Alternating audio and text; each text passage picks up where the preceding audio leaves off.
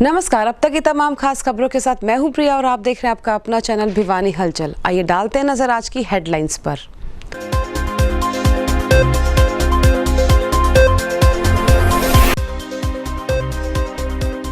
Corona संक्रमण का खतरा अब और बढ़ा। भिवानी में आए कोरोना संक्रमण के 9 नए केस।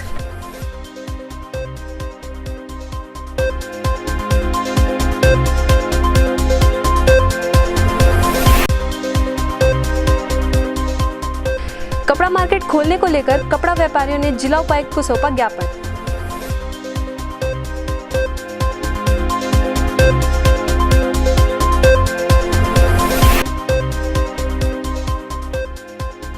कोविड की परीक्षा 6 जून शनिवार को होगी आयोजित। दोपहर 3 से 4 बजे तक होगी परीक्षा।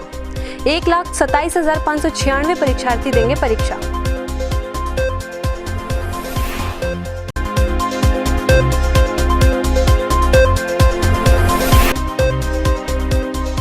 धरना प्रदर्शनकारी व शहर की पुलिस हुई आमने सामने। भीड़ को देखते हुए पुलिस ने धरने को करवाया समाप्त।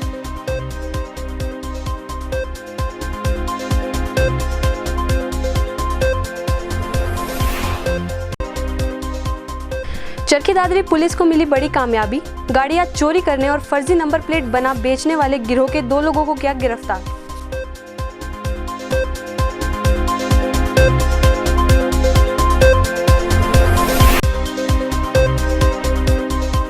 हरियाणा भीमराव अंबेडकर समिति ने अपनी मांगों को लेकर जिला उपायुक्त को सौंपा ज्ञापन।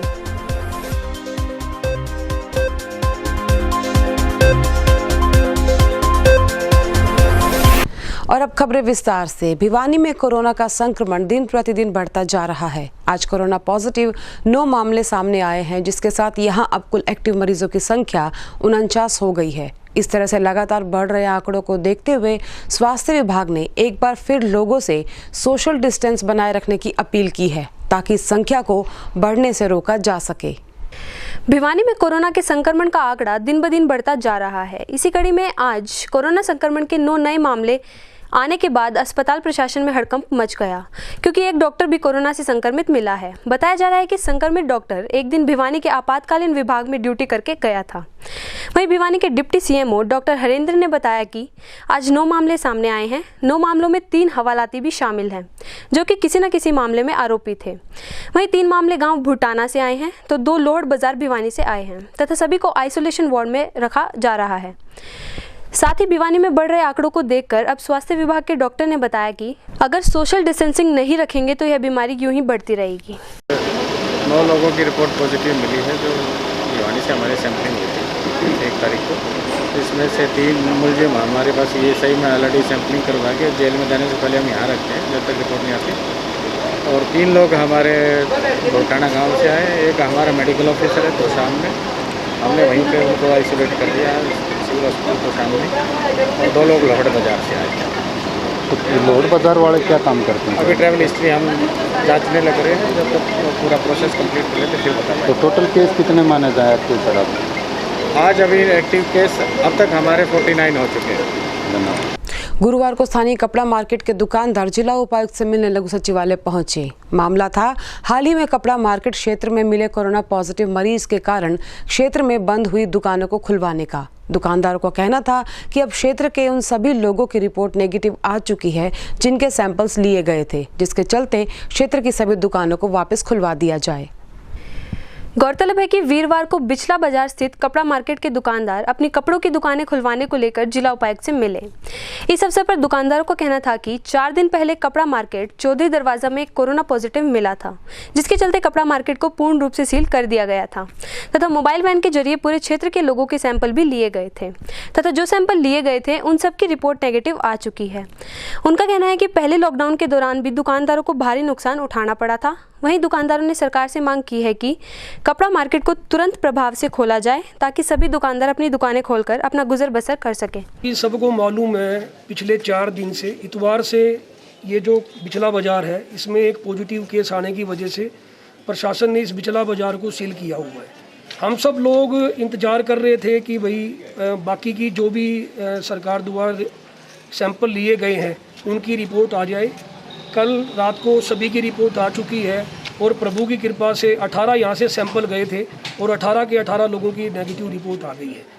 3 दिन पहले हम डीसी साहब से मिले थे और हमने उनसे प्रार्थना की थी बाज़ार, क्योंकि थोड़ा समय है, पहले ही व्यापारी मरा हुआ है, काम है नहीं और काफ़ी समय से लॉकडाउन था, व्यापारियों की परिस्थिति ठीक नहीं है।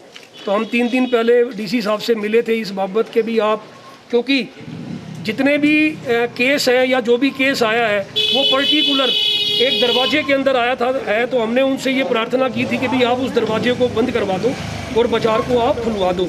शायद वो भी ऐसा इंतज़ार कर रहे थे, उन्होंने 2-3 दिन का हमारे को आश्वासन दिया था और मुझे लगता है कि उनका भी यही इंतज़ार था कि एक बार रिपोर्ट आ जाए सभी के जो सैंपल गए हैं। तो उन्होंने यही बोला था कि भी 2-3 दिन में समीक्षा करके हम आपके बाज़ार के बारे में कोई भी अच्छा निर्णय ज़रूर लेंगे। आज सुबह ये रिपोर्टें आई हैं जो कि सारी नेगेटिव हैं, तो अभी हम लोग जो भी हमारे पदाधिकारी है या जो भी है, हम लोग इकट्ठे होकर और डीसी साहब के पास अभी जाएंगे और उनसे स्थिति को अवगत करा के बाज़ार की, और उनसे ये प्रार्थना करेंगे कि भी इस बाज़ार को शीघ्र तुरंत प्रभाव से चालू करवाया। जो बिचला बाज़ार है वहाँ पे एक चौधरीयों का दरवाज़ा है, उसके अंदर एक आदमी आया था, उसकी वजह से चौधरीयों दरवाजे को बंद करना चाहिए था, पूरा बाज़ार प्रशासन ने गलत बंद किया। फिर भी चलो बंद कर दिया, तो हम 4 दिन से इंतजार कर रहे थे, डीसी साहब ने कही थी, तो आज जो है ना जी आ गई उनकी नेगेटिव रिपोर्ट। तो अब हमारा बाज़ार सुबह से खुलना चाहिए था, लेकिन प्रशासन ने कोई ध्यान नहीं दिया, इसलिए सारे व्यापारी भाई दुखी हैं, क्योंकि पहले ही काम नहीं है और अब बिल्कुल 2-4 दिन का काम है उसको भी बंद कर रहे हैं। आगामी 6 जून को हरियाणा विद्यालय शिक्षा बोर्ड द्वारा कोविड की परीक्षा आयोजित की जाएगी, जो कि ऑनलाइन रहेगी। इस परीक्षा के लिए बोर्ड द्वारा सारी तैयारियां भी पूरी कर ली गई हैं। इस परीक्षा में 3 ग्रुप्स में करीबन 1,27,596 परीक्षार्थी परीक्षा देंगे और ये परीक्षा Guinness book of world records में भी अपना नाम दर्ज कराएगी। हरियाणा विद्यालय शिक्षा board chairman doctor Jagbir Singh ने बताया कि देश की भावी पीढ़ी को कोविड यानी कोरोना के बारे में जानकारी हो, इसके लिए बोर्ड ने निर्णय लिया था कि प्रदेश के छात्रों को कोविड की परीक्षा ली जाएगी। बोर्ड यह परीक्षा अब शनिवार 6 जून को आयोजित करेगा। इसके लिए बोर्ड आज एक मॉक टेस्ट लेगा तथा परीक्षा में अव्वल आने वाले बच्चों को बोर्ड लैपटॉप या टैब इनाम में देगा। इसके लिए पहली परीक्षा में 300 मेरिट वाले छात्रों को अलग से अव्वल निकाला जाएगा। उन 300 छात्रों की फिर से एक परीक्षा बोर्ड लेगा, वह भी कोविड से संबंधित होगी। इसमें पहले 3 स्थानों पर रहने वाले छात्रों को बोर्ड इनाम देगा। साथ ही उन्होंने बताया कि अपनी तरीके की ऑनलाइन यह पहली परीक्षा होगी, जिसे Guinness book of world record में दर्ज करवाया जाएगा। वहीं इसके लिए सभी इंतजाम भी पूरे कर लिए गए हैं। कोविड-19 की जो परीक्षा करने के लिए बोर्ड ने एक ऐतिहासिक फैसला लिया था, उसमें गिनीज वर्ल्ड बुक ने भी हमारा सहयोग करने का आश्वासन दिया था कि हम भी आपका सहयोग करेंगे, और पूरे दुनिया भर में इस प्रकार की कोई ऑनलाइन परीक्षा नहीं हुई है। तो ये परीक्षा अभी गिनी बुक्स की जो उनकी एक फ़ीस होती है, एक निर्धारित फ़ीस, कुछ वो भर दी गई है। 6 तारीख शनिवार को 3 से 4 इस परीक्षा का आयोजन होगा। 1,27,596 बच्चों ने इसके लिए अप्लाई किया है, और जो बच्चे अप्लाई किया है और जो परीक्षा देंगे उस दिन बच्चे को हाथ के हाथ ही परीक्षा में अपीयर होने का सर्टिफिकेट भी मिलेगा, ऑनलाइन उसे सर्टिफिकेट मिलेगा। और उस विद्यार्थी को ये भी बताया जाएगा कि आपने जितने आपके ग्रुप 3 ग्रुप बनाए गए हैं, 6ठी से 8वीं एक ग्रुप है, 9वीं से 10वीं एक ग्रुप है, 11वीं से 12वीं एक ग्रुप है। तीनों ग्रुपों में जो टॉप 300 होंगे उनको निकाल करके उनकी सब्जेक्टिव वाइज परीक्षा ली जाएगी। उसके आधार पर फर्स्ट आने वाले को लैपटॉप मिलेगा और सेकंड और थर्ड वाले को एक टैब दिया जाएगा। तो इस प्रकार कुल 9 इनाम दिए जाएंगे। सर, कोविड की परीक्षा के बाद एक नई परीक्षा, ये जानकारी कोविड के बारे में ली जाएगी, कोई अलग चीज़ नहीं है। ये सारा सवाल कोविड पे ही बनाया, तो कोविड की ही पूरी देश के भावी पीढ़ी को जानकारी देने के लिए कि कोविड ये महामारी क्या है और किस प्रकार इसका निवारण है, किस प्रकार इससे बचा जा सकता है, उसकी जानकारी में के बारे में सवाल पूछे जाएंगे। गुरुवार को नगर के सर्कुलर रोड से सिविल लाइन पुलिस थाने के सामने उस समय जमकर हंगामा हुआ जब प्रदर्शनकारियों की भीड़ को सिटी एसएचओ और सिविल लाइन एसएचओ ने अपनी फोर्स के साथ मिलकर रोक लिया। ये प्रदर्शनकारी सर्व कर्मचारी संघ के बैनर तले प्रदर्शन कर रहे अध्यापक थे, जो अपनी मांगे लेकर शहर में प्रदर्शन करते हुए लघु सचिवालय की तरफ जा रहे थे। आपको बता दें कि सर्व कर्मचारी संघ के बैनर तले इकट्ठा हुए जिले के शारीरिक अध्यापकों द्वारा नेहरू पार्क में अपनी मांगों को लेकर शहर भर में प्रदर्शन करते हुए जिला उपायुक्त कार्यालय में ज्ञापन सौंपने पहुंचना था, किंतु जब ये सभी अध्यापक नारेबाजी करते हुए हासी गेट पर पहुंचे तो वहां पर सिटी एसएचओ और सिविल लाइन एसएचओ ने अपनी पुलिस फोर्स के साथ इन प्रदर्शनकारियों को वहीं पर रोक लिया, जिसको लेकर सर्कुलर रोड पर काफी देर तक हंगामा रहा तथा बाद में पुलिस द्वारा केवल 5 लोगों को आगे जाने की अनुमति दी गई। वहीं जब इस बारे में सिटी एसएचओ रविंद्र कुमार से बातचीत की गई तो उन्होंने बताया कि शहर के सर्कुलर रोड पर भीड़ ज़्यादा इकट्ठी होने के कारण इन सर्व कर्मचारी संघ के लोग जो जिला उपायुक्त को अपनी मांगों का ज्ञापन सौंपने जा रहे थे, इन्हें कोविड-19 की नई गाइडलाइंस के तहत रोका गया ताकि इस कोरोना महामारी से लोगों को बचाया जा सके। वहीं प्रदर्शनकारी की मांग है कि 1 जून को जो सरकार के द्वारा 1983 पीटीआई शिक्षक हटाए गए हैं, यह सरकार का बहुत ही गलत फैसला है। उनका कहना है कि या तो सरकार यह फैसला वापस ले, नहीं तो आने वाले समय में शिक्षकों द्वारा कोई ठोस कदम उठाया जाएगा। कर्मचारियों का सम्मेलन था 31-1-2 जनवरी 2020 को पूना में। वहाँ 3 प्रमुख मुद्दे उभर करके आए थे। एक तो एनपीएस का मुद्दा, दूसरा कच्चे कर्मचारियों का, और एक देश के स्तर पर लाखों पद खाली पड़े हैं। और 2014 में जब मोदी सरकार आई तब कहा था कि हर वर्ष हम 2 करोड़ की भर्ती करेंगे। प्रदेश सरकार ने भी कहा था हम हर वर्ष 2 लाख कर्मचारियों को भर्ती करेंगे। हरियाणा में 6 लाख पद आज खाली पड़े, लेकिन इस कोरोना के समय में और ये जो पीटीआई का फैसला आया है, इसने एक नई परिस्थितियां पैदा कर दी। ये हमारे प्रदेश में पहले ही अध्यापकों के 50,000 पद खाली पड़े थे और ये 2,000 अध्यापकों की सेवाएं समाप्त करके एक नया कर्मचारी के ऊपर हमला किया है। इस बड़े संकट के समय में मतलब लॉकडाउन का बहाना करके यहाँ पे आगे नहीं जा सकते। हमने उनकी बात को माना है। तो आज प्रदेश में डिजास्टर मैनेजमेंट कानून लगा हुआ है, उसको हम 100% फॉलो करते हुए अपना ज्ञापन दे रहे हैं। सर्व कर्मचारी संघ का जिला प्रधान आज जो पूरे प्रदेश में और देश में अखिल भारतीय राज्य सरकारी कर्मचारी महासंघ और सर्व कर्मचारी संघ हरियाणा के आह्वान पर विरोध दिवस मनाया जा रहा है। आज जो हमारी मुख्य मांग है, जो हरियाणा सरकार ने मतलब जो पिछली सरकार ने 2010 में जो भर्ती करी थी और 2006 में विज्ञापन जारी किया था 1983 पीटीआई का, और ये 1983 पीटीआई पूरी प्रक्रिया के तहत भर्ती किए गए थे। और आज इन्होंने शिक्षा विभाग में कार्य करते हुए 10 साल के लगभग पूरे 10 साल हो गए और शिक्षा विभाग को पूरी तरह से जचा के रखा हुआ था, चाहे वो स्पोर्ट्स का मामला है और दूसरे प्रकार के बच्चों के सर्वांगीण विकास के लिए मतलब पीटीआई लोगों ने मतलब इतनी मेहनत कर रखी थी। और जो हमारे 1983 परिवार जो आज हरियाणा सरकार के फैसले के अनुसार जो उजड़ गए और सरकार ने इनके प्रति कोई हमदर्दी नहीं दिखाई, आज हरियाणा की नहीं पूरे देश की सर्व कर्मचारी संघ और अखिल भारतीय राज्य सरकारी कर्मचारी महासंघ के आह्वान पर ये मांग बन गई है। और ये अगर 1983 पीटीआई को सरकार ने जल्द बहाल नहीं किया तो ये पूरे देश का आंदोलन होगा।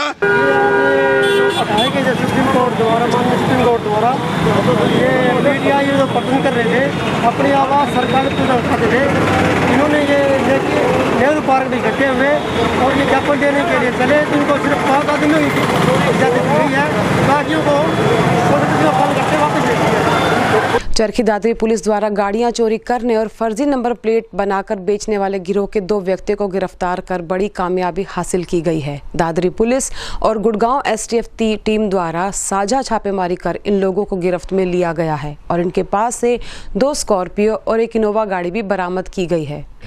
चरखी दादरी में आयोजित प्रेस वार्ता में डीएसपी शमशेर सिंह ने बताया कि चरखी दादरी पुलिस और गुड़गांव एसटीएफ टीम के द्वारा गाड़ियां चोरी करने और फर्जी नंबर प्लेट बनाकर बेचने वाले गिरोह के विरुद्ध साझा छापेमारी अभियान चलाकर 2 लोगों को गिरफ्तार किया गया है, जिसके चलते दादरी पुलिस को बड़ी कामयाबी हासिल हुई है। उन्होंने बताया कि गिरोह के द्वारा गाड़ियां चोरी करने के बाद फर्जी नंबर प्लेट लगाकर बेची जाती थी। वहीं छापामारी के दौरान पुलिस द्वारा 3 गाड़ियों की बरामदगी की गई है, जिसमें से 2 स्कॉर्पियो और 1 इनोवा गाड़ी है। साथ ही उन्होंने कहा कि आरोपियों को अदालत में पेश कर रिमांड पर लेने के बाद और गाड़ियों के बारे में भी पता चल सकता है। आज जिला चरखी दादरी के पुलिस स्टेशन सिटी में एक मुकदमा एएसआई अशोक एसटीएफ यूनिट जो गुरुग्राम है उसके बयान पर दर्ज हुआ है, जो एक प्रेम नगर का प्रवीण जो चरखी दादरी का रहने वाला है, जो गाड़ियों पर चोरियां करके और फर्जी नंबर प्लेट, फर्जी कागजात तैयार करके आगे बेचता था। इस संबंध में एसटीएफ के इंस्पेक्टर सतीश देसवाल और उनकी टीम और यहाँ चरखी दादरी से स्पेशल स्टाफ के इंचार्ज एएसआई सतीश और उसकी टीम ने संयुक्त रूप से यह मुकदमा दर्ज होने उपरांत रेड कंडक्ट करके 3 गाड़ियां अब तक बरामद करने में सफलता हासिल की है, जिसमें 2 गाड़ियां स्कॉर्पियो और 1 गाड़ी इनोवा है। जो स्कॉर्पियो है वो मई और अगस्त में 2019 में दिल्ली से चोरी हुई थी, और जो इनोवा गाड़ी है उसके बारे में अभी छानबीन की जा रही है। जो आरोपी परवीन है ये गांव झाड़ली का रहने वाला पीछे से। इसके जो क्रिमिनल रिकॉर्ड है उसके बारे में अभी जो पुलिस स्टेशन का रिकॉर्ड है झज्जर का और दादरी का वो चेक किया जा कर के क्रिमिनल रिकॉर्ड का अभी पता किया जाएगा।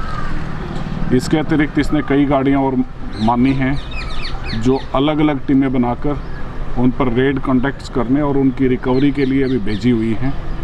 जैसे भी आज इसको गिरफ्तार करके क्वारंटाइन किया गया है, और जो कोविड-19 है उसकी जो गाइडलाइंस हैं इसको रिपोर्ट आने के पश्चात माननीय अदालत में पेश किया जाकर के पुलिस रिमांड हासिल किया जाएगा, और पुलिस रिमांड के दौरान इससे जो अन्य गाड़ियां हैं वो बरामद की जाएंगी। कर्जा लेकर अपना काम धंधा करने वाले लोगों के लिए तो ये लॉकडाउन मानो मुसीबतों का पहाड़ लेकर आया है। लॉकडाउन के कारण ऐसे कई लोगों के काम धंधों पर काफ़ी बुरा असर पड़ा है, और ऊपर से कर्जा वापस चुकाने की भी टेंशन। ऐसे ही लोगों के समर्थन में आज हरियाणा भीमराव अंबेडकर समिति उपायुक्त कार्यालय पहुंची और कर्जा माफ किए जाने की अपील के साथ अपना मांग पत्र उपायुक्त को सौंपा।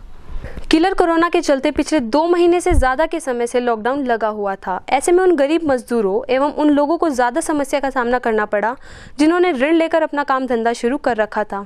इसी मामले को लेकर आज हरियाणा भीमराव अंबेडकर समिति द्वारा जिला उपायुक्त को मांग पत्र सौंपा गया। वहीं समिति के प्रधान सुरेश डुलगच ने बताया कि गरीब या एससी समाज के लोगों ने अपने भेड़ बकरियों या अन्य किसी कार्य के लिए लोन ले रखा था, किंतु लॉकडाउन के चलते उनका काम धंधा बंद होने के कारण उनका गुजर बसर करना भी बड़ा मुश्किल हो रहा है तथा ऐसे में वे ऋण की अदायगी नहीं कर सकते, तथा इसी को लेकर उन्होंने उपायुक्त के माध्यम से इस ऋण को माफ करने की अपील की है। हम आए थे डीसी साहब से मिलने के लिए।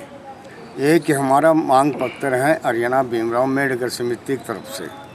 क्या हम चाहते हैं लॉकडाउन के अंदर जो मजदूर थे जो लोन ले रखा था उनका हम कर्ज माफ़ करवाने के लिए आए हैं, जबकि सभी का होता है ये गरीब लोग हैं इनका भी कर्ज माफ़ किया जाए। हम हरियाणा सरकार से मांग करते हैं इनको जल्द से जल्द ये कर्जा माफ़ किया जाए ताकि गरीब को सांस हो सके, उनको आराम की नींद आ सके। था उसमें काम धंधे सभी ठप पड़े थे, सब अपने घरों के अंदर बंद थे तारों के अंदर, क्योंकि सरकार के आदेश तो मानने पड़ेंगे और सरकार के आदेश का पालना करना पड़ेगा। हम ये चाहते हैं ये भेड़ बकरी मैसा के जो लोन हैं इनको तुरंत ही माफ़ किया जाए। कोरोना के दौरान हमारे पास कुछ नहीं है जो कि हम इसको नहीं दे सकते कर्ज को, और इस कर्ज को माफ़ करवाने के लिए हमारे डी साहब से प्रार्थना है कि हरियाणा सरकार के तक पहुँचाई जाए। पर्यावरण संरक्षण अभियान के तहत गुरुवार को विश्व पर्यावरण दिवस की पूर्व संध्या पर एक विचार एक सोच हरियाणा की शक्ति भाईचारा मंच के सदस्यों द्वारा पौधे भेंट किए गए। सोशल डिस्टेंस को ध्यान में रखते हुए किए गए इस कार्य करने वाले मंच के सदस्यों ने बताया कि वे पिछले करीबन 3 वर्षों से जागरूकता अभियान चलाए हुए हैं और अनेक स्थानों पर पौधे भी लगा चुके हैं। बुलेटिन के अंत में एक बार फिर से नजर अब तक की तमाम खास खबरों पर।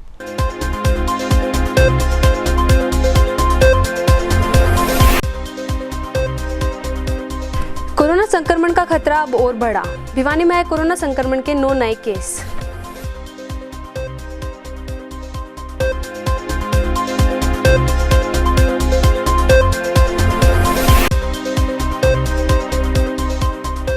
कपड़ा मार्केट खोलने को लेकर कपड़ा व्यापारियों ने जिला उपायुक्त को सौंपा ज्ञापन।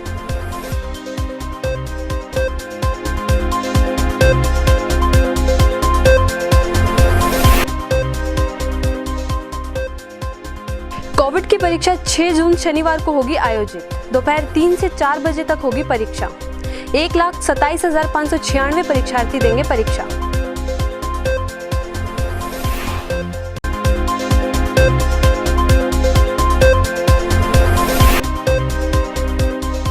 धरना प्रदर्शनकारी व शहर की पुलिस हुई आमने सामने। भीड़ को देखते हुए पुलिस ने धरने को करवाया समाप्त।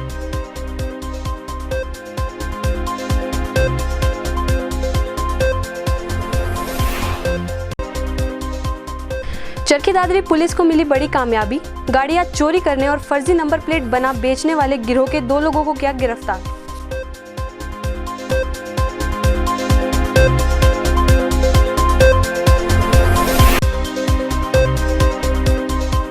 हरियाणा भीमराव अंबेडकर समिति ने अपनी मांगों को लेकर जिला उपायुक्त को सौंपा ज्ञापन।